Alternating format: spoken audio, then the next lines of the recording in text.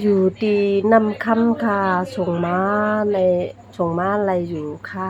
นะคะเนาะหมายถึงทางช่องเลยค่ะเนาะ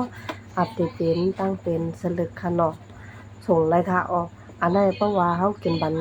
กูวันน่ะจึงมันจ่อยเลยพายสลึกกุลแม่นนี่ค่ะเนาะอย่าไปรีอายค่ะเนาะสลึกกุลแม่นสลึกกุลเลิศนี่ค่ะนะบ่เขียวเลยเทื่อมแล้วก็สลึกกุลแม่นเฮือน่ะบ่มันเป็นเลยเนาะ บางคนน่ะโป้ไข่กันค่ะเอาพวกเขาติขี้หื้ออำนั้นก็คนนั่งเสียติหื้อนี่เนาะ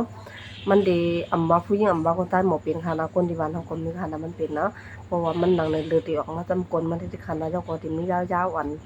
ปอดๆอ่อนยางสูงอุ้งขนาดนะลุงขนาดค่ะมันได้เป็นเซลล์กลเมียนเนี่ยเพราะว่าเป็นบางคนในพวกไข่ปอนหานะเพราะว่าขี้มันเนี่ยก็ออกเลือดนี่ค่ะนะ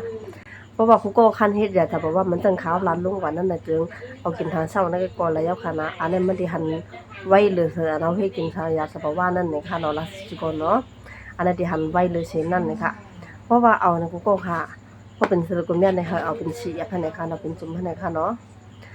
เอาสีอันไหนมันจะเป็นหนึ่งจุ่มใกล้เคียง2.99 เงินไทยกันค่ะนะมันค่ะเพราะว่าใครเอาเพราะอยู่ดังเมืองใต้ค่ะไหนเพราะเอาสีอันไหนเนี่ยมีการส่งมันในค่ะเนาะกาก้าในค่ะนะอำในส่งฟรีค่ะเป็นเมืองใต้ เพราะว่าเป็นเมืองใต้เมืองมาได้มีการส่งเนาะเพราะว่าเป็นเมืองไทยปัดปืนได้ส่งฟรีกันค่ะนะอเมริกาส่งค่ะเพราะว่าเอา15แอบขึ้นมือล่ะในจังน้ำยาออกรายการการ1ครึ่งเลยค่ะเนาะอันนั้นก็ผลิตใครหนูก็ตักถามมาเลยค่ะ15แอบขึ้นมือถึง60แอบกายก็ยาวค่ะเนาะเพราะว่าเป็น15แอบขึ้นมือเนาะก็เป็นดังเมืองใต้ปอดจานปอดทองนำคำได้ส่งในหมดค่ะใครตักถามมาตั้งส่วนดูน้ำยาอะไรนะคะเนาะ